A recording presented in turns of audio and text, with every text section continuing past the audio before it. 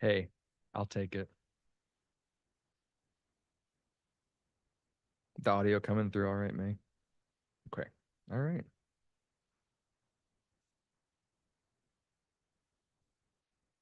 Should we go ahead and get started then? Got some people trickling in. Okay.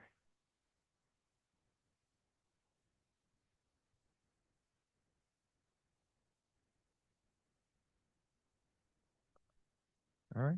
Excellent. Well, good evening, everybody. Those those of you here in person and those of you online. My name's Jacob McCormick. I have the pleasure of serving as the photo archivist here at the state capitol, and appreciate appreciate you making the time to be here to learn with us tonight. Tonight's program is all about governors and things that they have done in their sort of past lives. So I'm going to just dive right into the content here, and then we'll take some questions at the end here. So in thinking through all of those individuals who've served as governor of Michigan and the gubernatorial history, we sometimes forget what makes a person who they are and all that background that informs their terms as governor, their stints as governor. And the 47 people who have served in that position all come sort of from diverse backgrounds and varying professional and personal lives. We're going to dive into those tonight. Not all 47 of them, just maybe a fraction of them, but quite a few of them.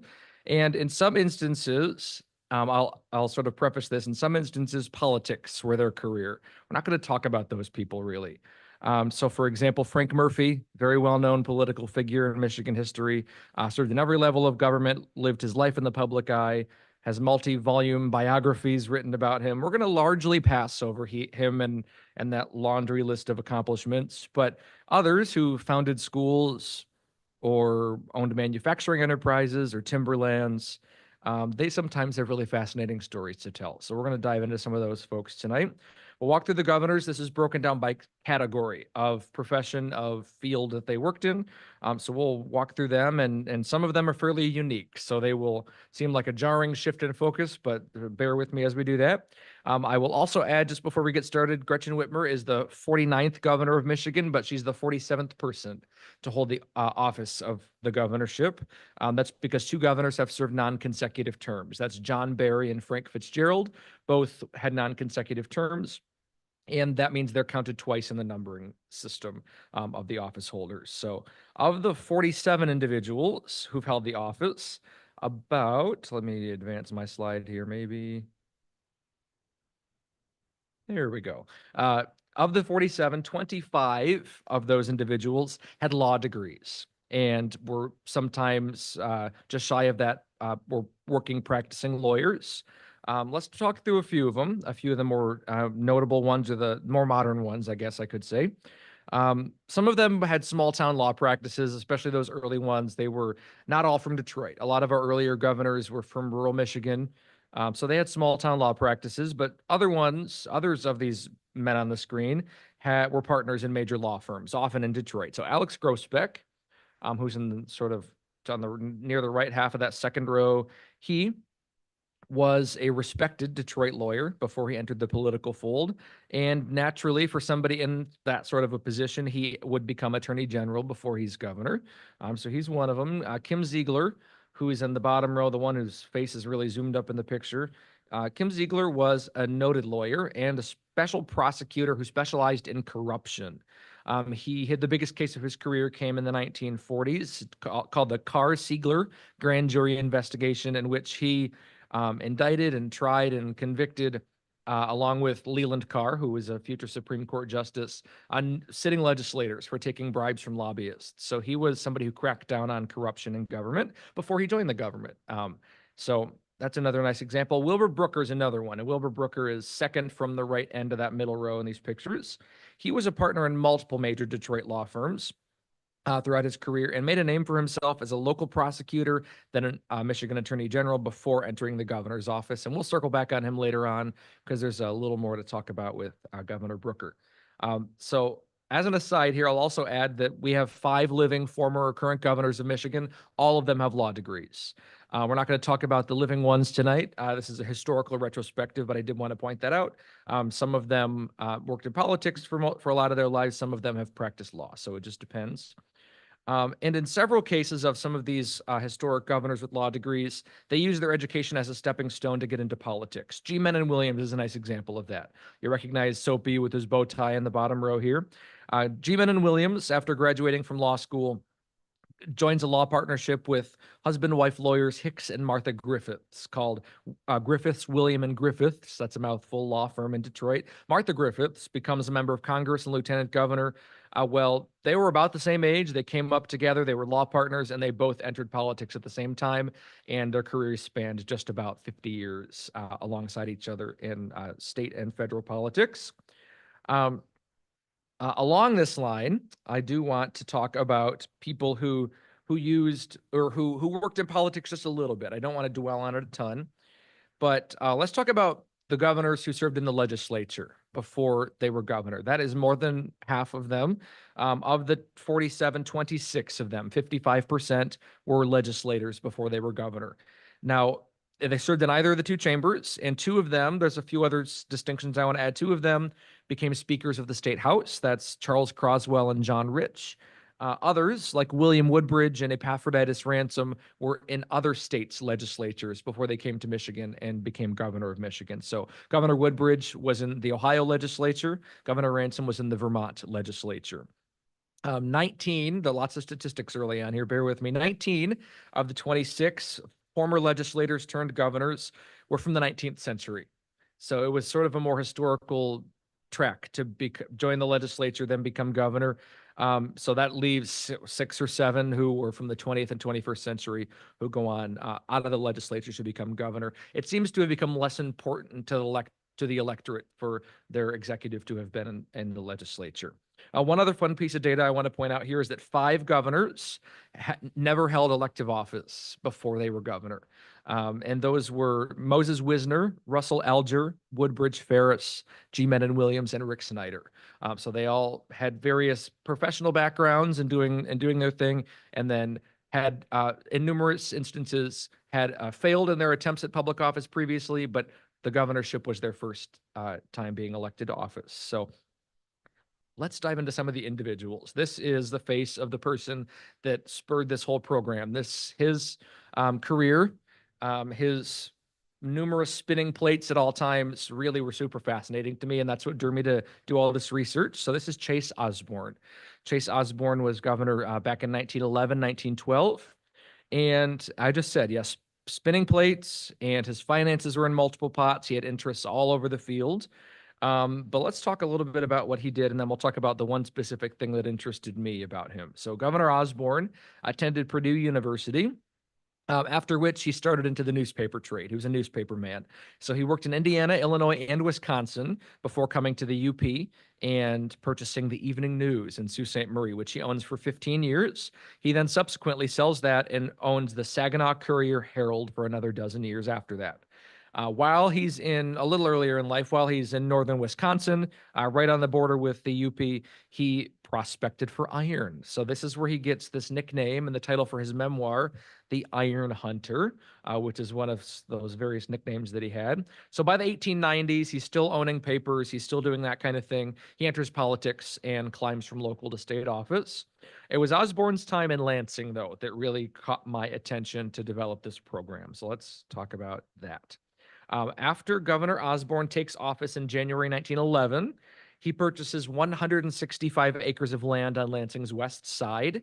He had already declared that he would be a one-term governor. He had no intention of running for a second term, so this kind of puzzled people. Why is he buying this land? Why is he sort of settling into Lansing? Well, there was not a clear answer for a little while. Early on, he builds a home, which you'll see a poor photo of, but a home in the middle of the property. And it still stands over on what is now Osborne Road on Lansing's west side. Lots of folks who've been in Lansing a long time refer to it as the governor's mansion or the governor's residence. Let's debunk that tonight. It was never really the governor's residence. It was a residence built by the governor, but he never even really lived there himself. He rented a different home in Lansing, larger, more stately home when he was governor to live here locally. Now, it's not until later, right around mid to late 1912, his second year in office, that he starts to do something with this land. And he joins a partnership with his son-in-law, Adam Ferguson. and they develop what becomes one of Lansing's premier sanitary dairy operations. They named the dairy Espinore, is how I've always pronounced it, so we'll stick with that tonight.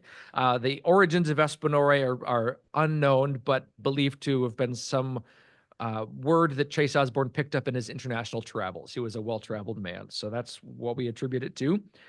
There were a number of innovations that Ferguson implemented. Ferguson was the one basically running things. Chase Osborne had the money behind everything and the owner of the land. But Adam Ferguson, his son-in-law, wanted to give this farm a sterling national reputation. So that included things like having an enamel barn lining, steam heat in the barns for the cattle, cork floors, all these tactics to eliminate or hopefully eliminate reduce disease and reduce or improve the quality of the milk product that they were putting out, because the community was getting sick from the milk supply in Lansing at the time. There was all over the papers. So their solution was to say, hey, we're going to do something about this. We can do something about this. So it lasts for about 3 years. And even Espinore was not exempt from the disease side of things. So their cattle stock is pretty well hit in 1916, impacted by disease. They have an auction sale in 1916, sell off the remaining cattle stock they have. So after just about 3 short years, Espinore ceases to exist. But for the Lansing folks, since we're here in Lansing, you may wonder, well, what became of that land? Well, this is just a great story. I planned to write an article all about this specific story, but after the farm closes, the east portion of the farm is sold off by Osborne to a developer, and they develop what is called the Espinore subdivision on Lansing's west side, still part of that historic west side neighborhood today. And then a few years later, 1919, he's still holding out that west side of the land, and he sells it off to a man named William Crapo Durant. He's the grandson of former Michigan Governor Henry Howland Crapo. You may know him better as Billy Durant, the founder of General Motors. And Billy Durant builds an auto plant on the west half of Espinore to build his Durant automobiles. And then it becomes, after Durant folds, it becomes the longtime home to Lansing's Fisher Body plant, which is no more. But those are the two halves of Espinore, are pretty significant pieces of Lansing history. And moving on from Governor Osborne, who again was the impetus, he's not the only governor with a little hand in dairy. You may have noticed the title of the program had to do with something with cheese, right? So let's talk about Governor Warner, Fred Maltby Warner, governor 1905 and through 1911. Governor Warner, in 1889, decides to move on from running his father's store, which he had done for north of 20 years, and open a cheese factory in Farmington, Michigan. And this naturally led to connections in farming and various other industries in Southeast Michigan. But the cheese factory that he opens in 1889 is the first of about a dozen that he opens throughout the state. Later on in places like Novi, Franklin, and Livonia. So they get around. And the company and the product they produce is called Warner Oakland County Cheese, and it's produced in the factories that he owns. He was English-born. I'll add, he's our first foreign-born governor, and he grew up in the dairy countryside of England. So there's a little dairy connection there.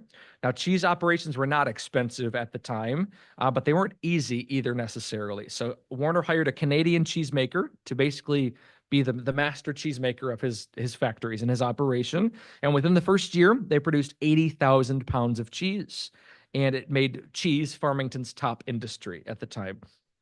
And as I mentioned, he opens 12 factories. By 1907, he's governor at the time. 1907, there are 1.5 million pounds of cheese being produced a year.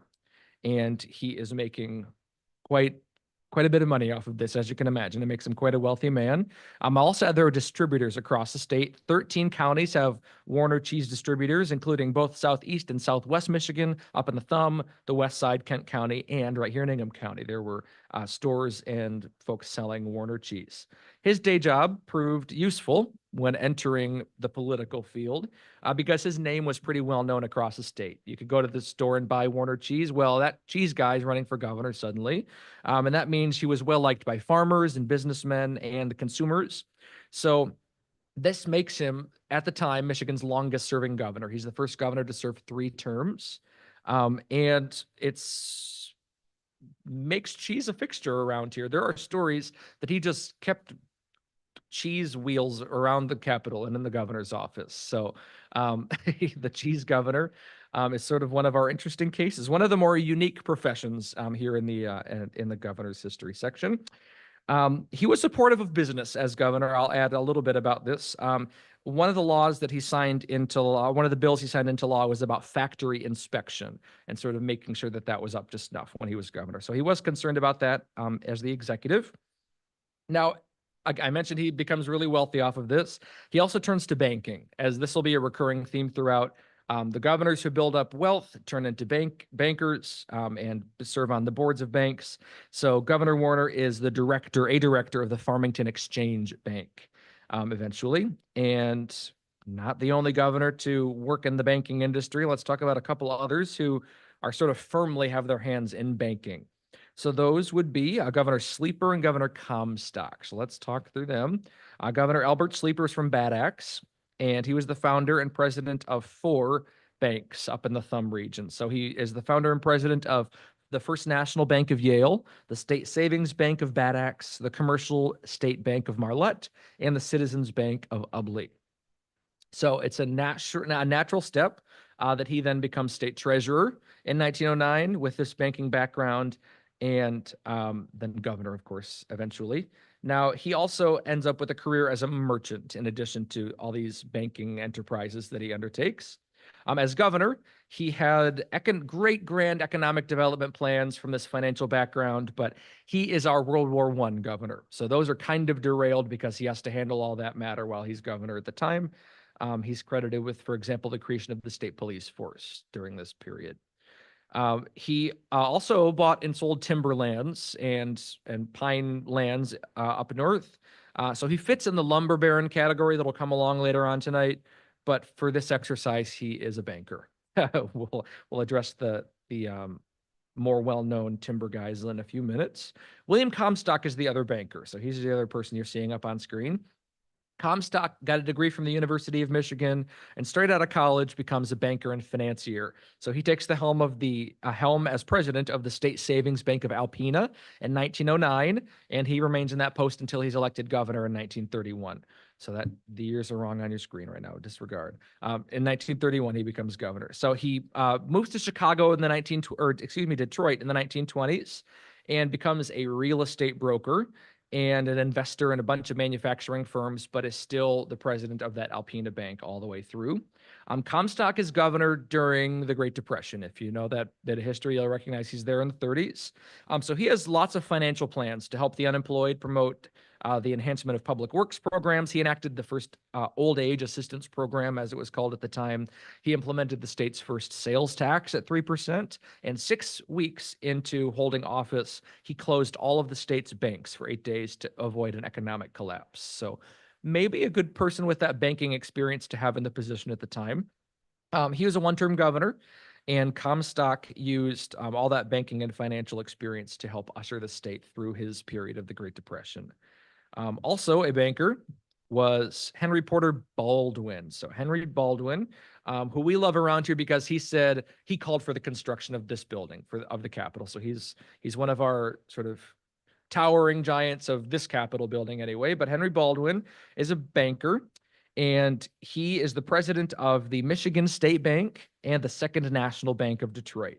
He is wealthy, to say the least. Some of his wealth comes from a shoe factory that he owns. So he starts out in 1834, just 20 years old, founding a mercantile establishment in Rhode Island, comes to Michigan in 1838, just a few years later with his family, where he launches this shoe factory, this shoe business.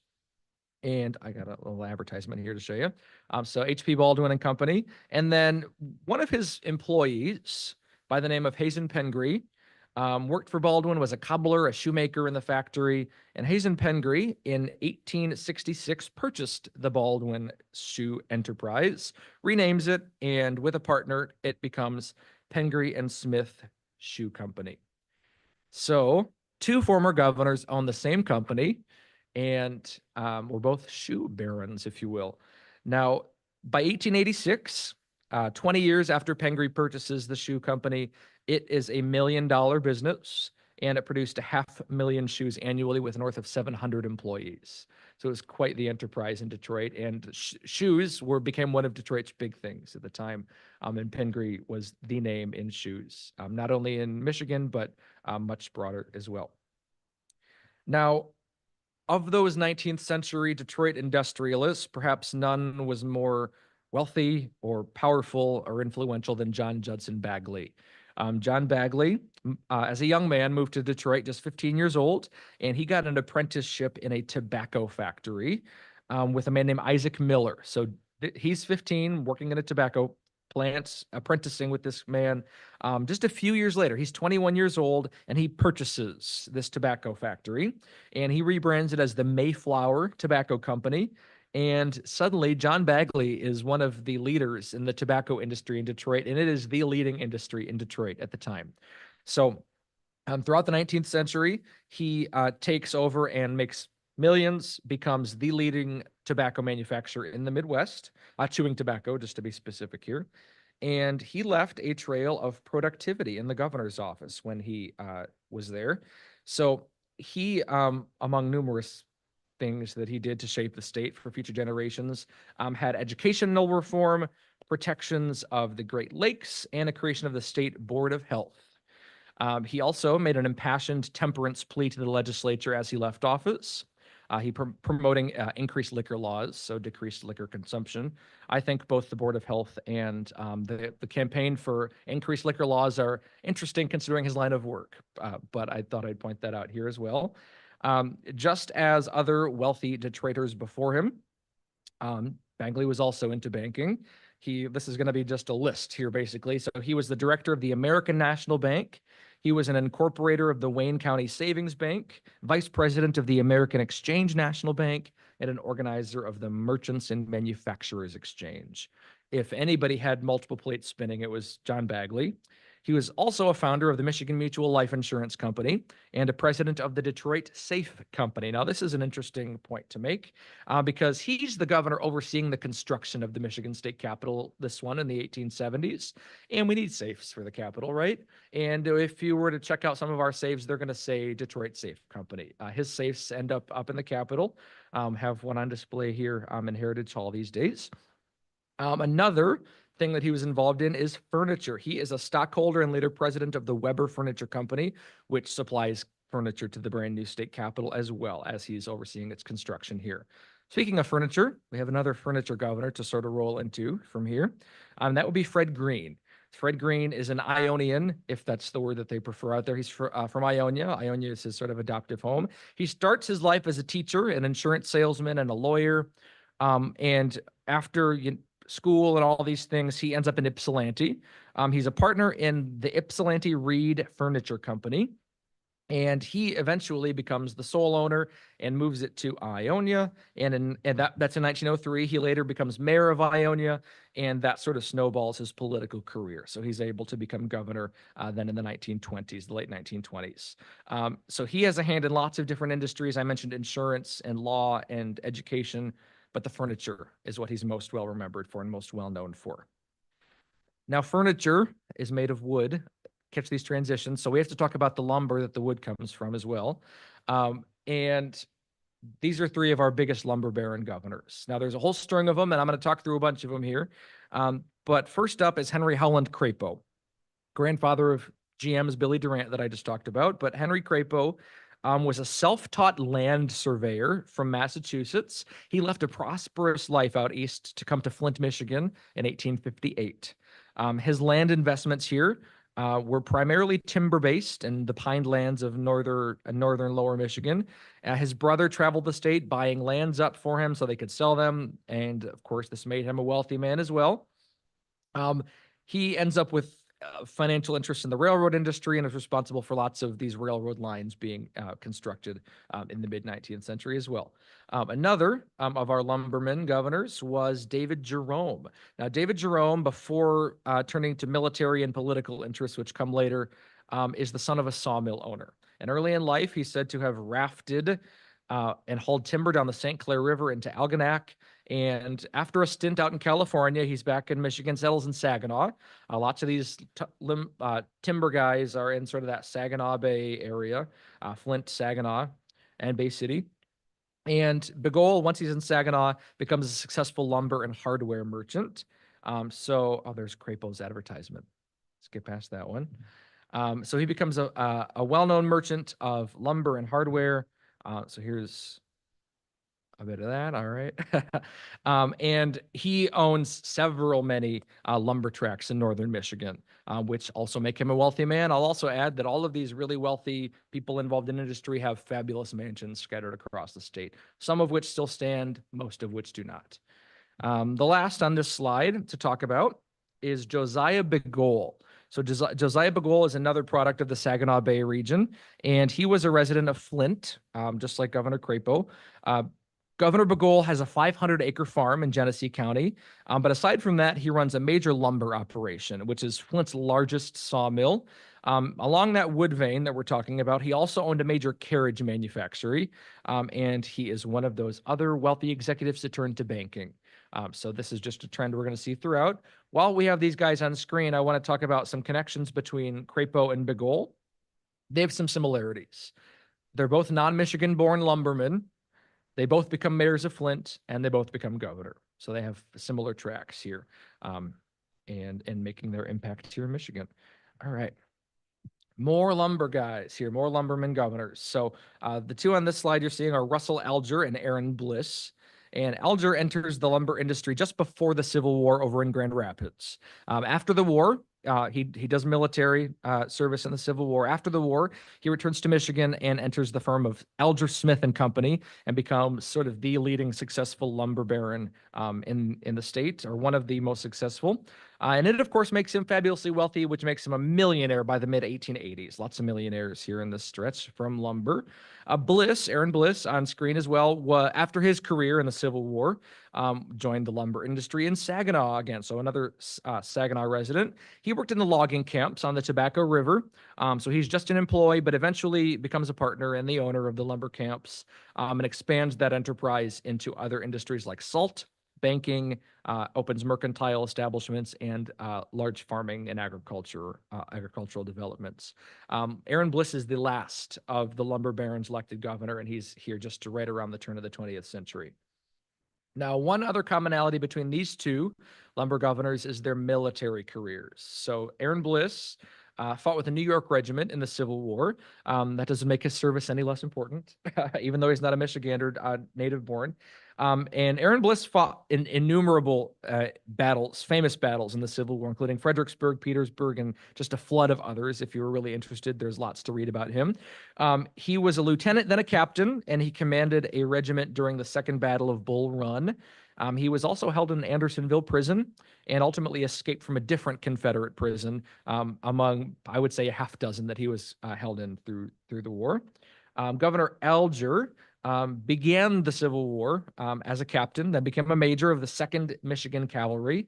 He was promoted through the ranks throughout the war to colonel in 1863, and his impressive service led to being selected as the first commander of the Michigan GAR, and then later a national commander of the GAR. His military career follows him, picks up after he's governor as well, and he's appointed Secretary of War by President William McKinley during the Spanish-American War. So 2 important military careermen as well. Also, the portrait program is next month, but our great art registrar pointed out to me, which I had known about, but totally slipped my mind. In their paintings that are in the slideshow here, they're both wearing identical pins, and those are Grand Army of the Republic GAR military veterans organizations pins that they have on their jackets. Another of Michigan's well-known 20th century military figure governors is Wilbur Brooker. Mentioned him early on. He's one of the lawyers. But after he's governor, he picks up that military career as well. So after his term as governor, shortly thereafter, he becomes general counsel to the U.S. Department of Defense. And then subsequently, very shortly after that, is appointed Secretary of the Army by President Dwight Eisenhower. So he holds that post from 1955 to 1961. And he's one of those people with sort of 3 big careers, if you will, sort of that big legal career before he's governor, He is holds a couple statewide offices as governor, and then gets to sort of transform into those major federal military posts after the fact.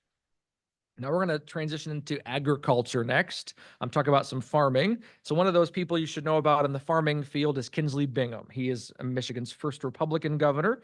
And he practiced law early on, but he was also a very successful farmer in Livingston County. He gets credit for the creation of the State Agricultural College in 1855, which is maybe now a pretty important major research university down the street. Go Green. But it was just this small agricultural school that took 2 years to even get off the ground, frankly. He founds it in 1855 with an act that he signs, but no classes were held until 57.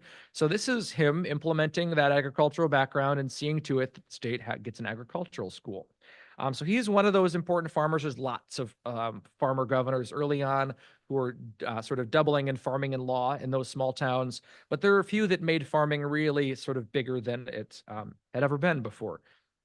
3 of those were Governors Luce, Winans, and Rich. So let's talk through each of them here. Governor Luce, Cyrus Luce, was the governor elected by the Grange. The Grange was a pretty powerful agricultural lobbying organization, sort of a fraternal group for farmers. And it was so powerful, like on the level of something like labor unions are in the 20th century. They have the power to elect a governor. And they do. Cyrus Luce gets that nod, gets the nomination, is elected governor in the 1880s. And he owns and operates an 80-acre farm early on in Gilead, Michigan, which is over in Branch County. I believe I said that correct. And then he ultimately retires after he's governor to Coldwater and runs an even larger farm and numerous business engagements through the end of his life. Edwin Winans was a Livingston County farmer who dabbled in the gold rush. By the way, he did go out to California, did strike gold, did have some wealth off of that, but returns to Michigan and settles down on his Hamburg Township farm in Livingston County, and sort of lives that agricultural life aside from being in politics. And then John Rich, who is, I call him one of our more mysterious governors almost, but he's, I think, one of the few 19th century governors with a beard, sort of a random fun fact there, but also he's really understudied, underwritten about. So I've done some work to try to get to know him a little bit, and he did a whole bunch of stuff, a lot of really interesting things. So he comes from a really modest farm background in Lapeer County. He was on his way to becoming a lawyer, but this local doctor in Lapeer County says, "Don't do that. Lawyers die young. You don't want to die young. You want to live a long life, be a farmer." So he says, all right, we're going to be a farmer. And he remains on the family farm in Lapeer County, enters politics, serves in local township government, makes his way up through the ranks, serves in the legislature. He's one of those governors that becomes Speaker of the State House. He's actually the first speaker to work in our House chamber upstairs in 1879. And then he navigates local government all the way up through the governor's office in the 1890s. And one of his key pieces of his time as the executive was rooting out corruption in some of the other executives in office at the time. Now, another farmer that we should know about, a more modern one, is Lurin Dickinson. Lurin Dickinson was from Charlotte, just not too far down the road here, and he owned a rather modest farm on Brookfield Road in Charlotte. And in addition to farming, Lurin Dickinson was a teacher. So he rose to be the principal of Potterville High School in the 1870s, and then becomes superintendent of Potterville High School in right around 1880. He's only 21 years old at the time when he does this. He also teaches Sunday school for a lot of his life in rural Eaton County. Even when he's governor, he's teaching Sunday school. So that's what that center picture is he's governor at the time, reading to a group of kids there on the floor. He's a perpetual lieutenant governor. So he is somebody who is elected to office recurringly. He serves in the state senate, and then he serves as lieutenant governor for 12 years total. This is a period when the lieutenant governor is elected independent of the governor, and he presides on that Senate rostrum for quite a long time. Now, he falls into the governorship when Governor Frank Fitzgerald dies in office. And his Charlotte home after this, his farm home in Charlotte, is referred to as the country capital after this. So the country capital is where he does most of his work. It still stands. It has this historical marker out with it.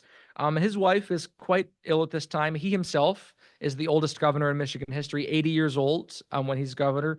And she's ill. He wants to be near her. So when he takes the oath of office, the day after Governor Fitzgerald dies in office, that happens not here at the Capitol, not somewhere really ceremonially in Lansing, at the farmhouse in Charlotte with his wife Zora by his side. The local clerk conducts it. So you'll see that's who's the woman here is the local clerk in the picture reading his oath. And he's just a really sort of modest person and is running the state government from that farmhouse in Charlotte. He kept these agricultural roots. I read a very interesting story that during National Milk Week, when he's governor, he ends up milking a Holstein cow out on the Capitol's front lawn. So that's sort of an interesting bit.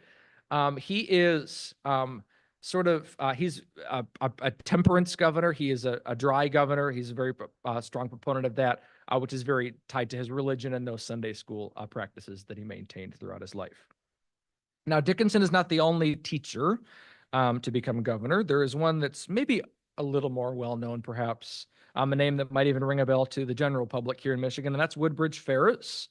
Woodbridge Ferris's name is on what is now Ferris State University, but Ferris State University began as the Big Rapids Industrial School, and it becomes the Ferris Institute, and then eventually becomes a state college in the mid-20th century and is now Ferris State University.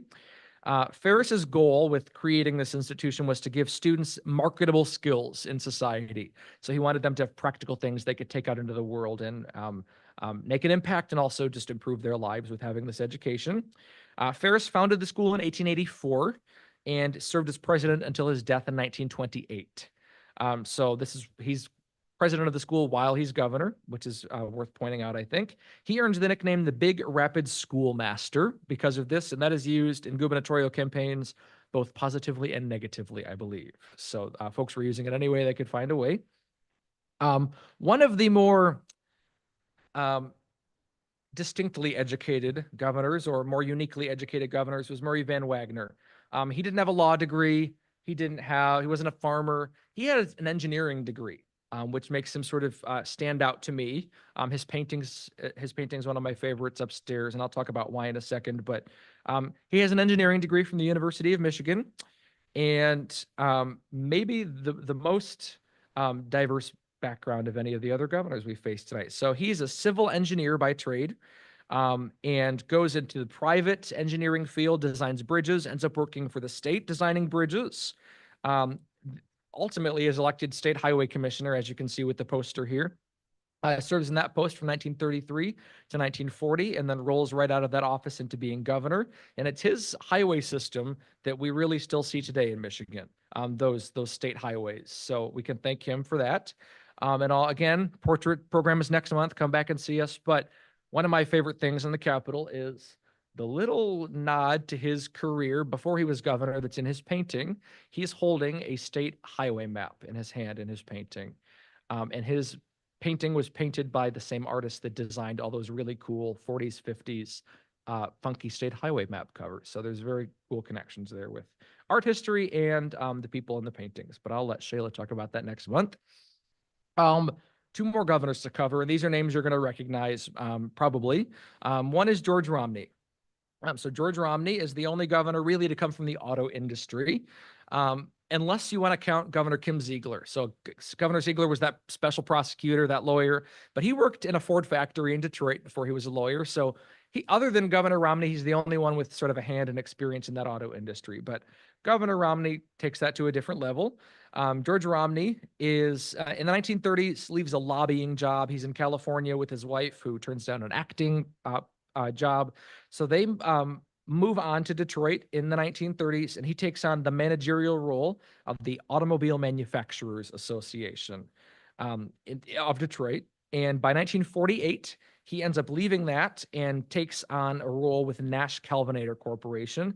And in this position, he helps lead its merger with the Hudson Motor Car Company in 1954.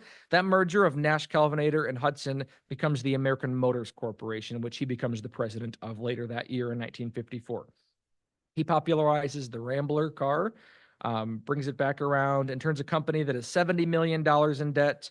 4 years later, it's suddenly profitable. So he does sort of a miracle work on the American Motors and those two companies that merge. This position as an auto executive lasts just about a decade, a little less than a decade.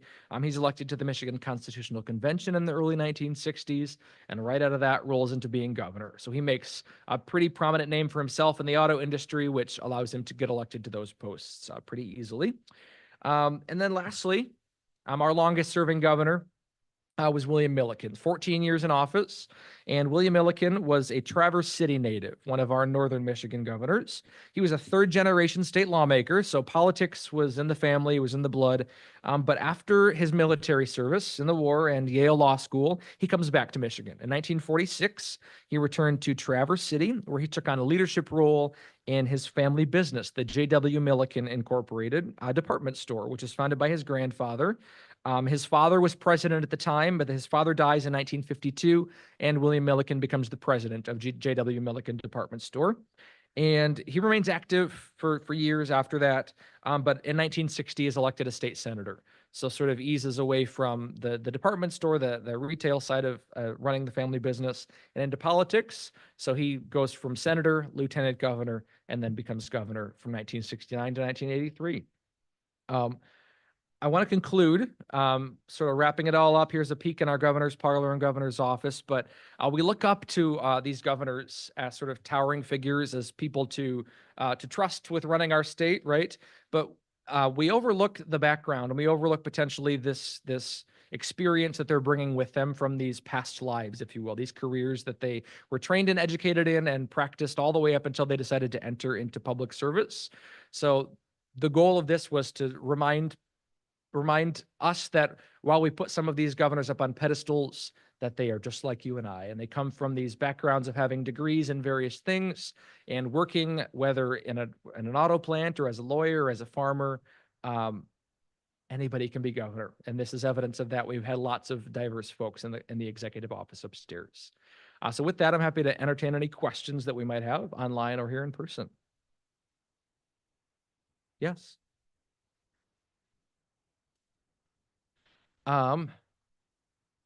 Does Elba ring a bell? I believe that's where it was. Yeah. Okay. Is it? Okay. All right. Yeah.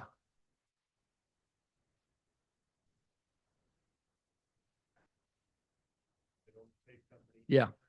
Yeah.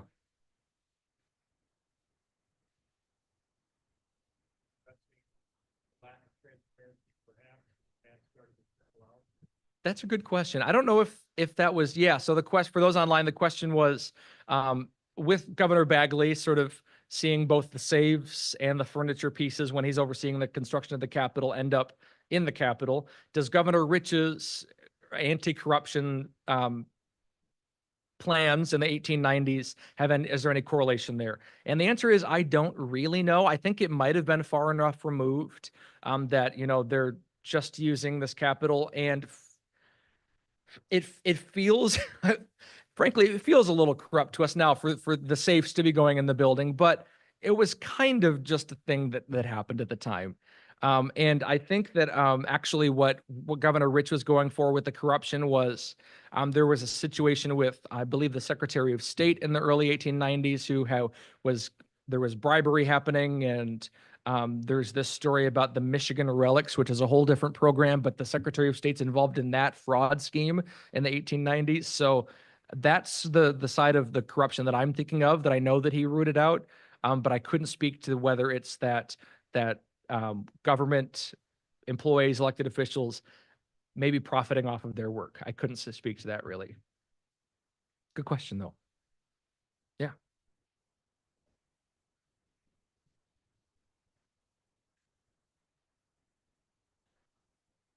Yeah. Yeah. Mm-hmm. For sure. Yeah. Eras almost. Yeah. I sure did. Yeah, there's definitely distinct time periods of the type of person who's elected governor. It's the lawyers, it's the really actually small towners. I was surprised to find that there are some Detroit governors earlier on, but for the bulk of that mid-19th century, lots of these small towns in southern lower Michigan are producing governors. I said Livingston County probably half a dozen times tonight. There's lots of governors from Livingston County. So yes, there is the law section. There's that those in Detroit industrialists that come about in the 1860s and 70s. We roll into the lumber guys of the 70s, 80s, farmers in the 1890s, and then we're suddenly back into some lawyers, and we're getting into this more diverse field where you have this engineer turned bridge designer and this auto executive, and the governorship feels more accessible in the 20th century than sort of these distinct subsets of professions that are turning into governors. Yeah, it's a great point. I didn't make it, but I noticed it.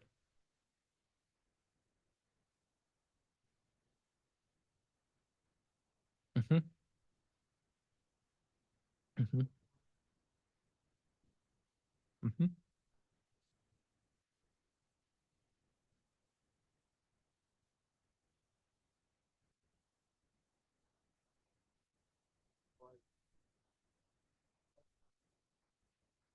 True.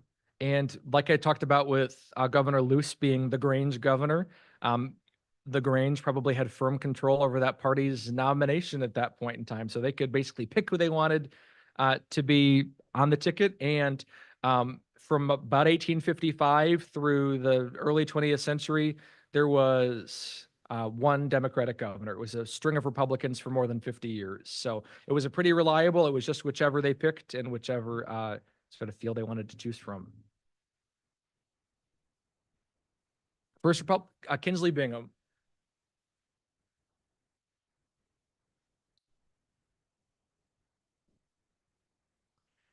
Certainly. Yeah, and the Republican Party is founded being an anti-slavery party, exactly. And he is, I guess can't say it off the top of my head for sure, but I think the first or one of the first Republicans elected governor in the country in 1855, I think it was.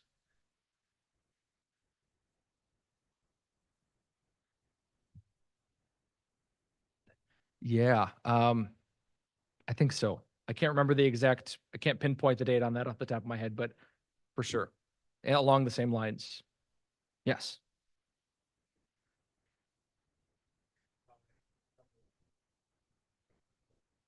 sure.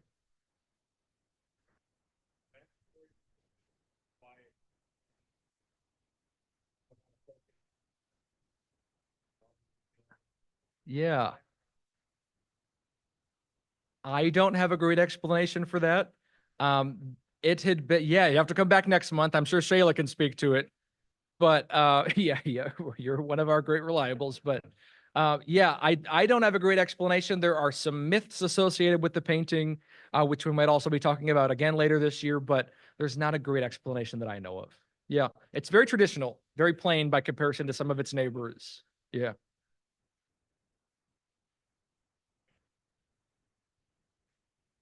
and not even being like a full body like most of the others are. Yeah, yeah, it stands out for sure. I thought maybe he has some knowledge on it. I don't know. Did you have a question too? Yeah.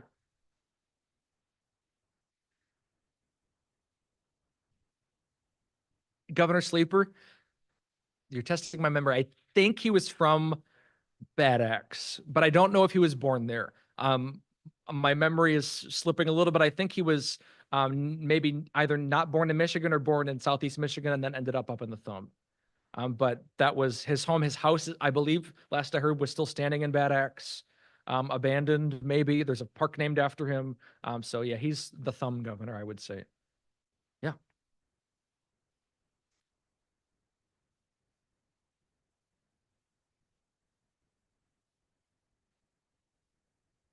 yeah, the wealthy governors. I think those 1860s, 70s, 80s guys were probably pretty wealthy. So I'm talking Governor Baldwin. Governor Baldwin just spent so much money in Detroit. One of the churches, St. Paul's or St. John's or one of those, he basically pays for its construction, is my recollection. He's fabulously wealthy. Bagley, the laundry list of all those things he's involved in, he is incredibly wealthy. And then we also get folks like Alger, those lumber guys are millionaires in the 1800s, which is a profound number at that point in time. So I'd say those guys. And then I don't know for sure, but having been in the auto industry, I have to think that Governor Romney had to have been pretty well off as well.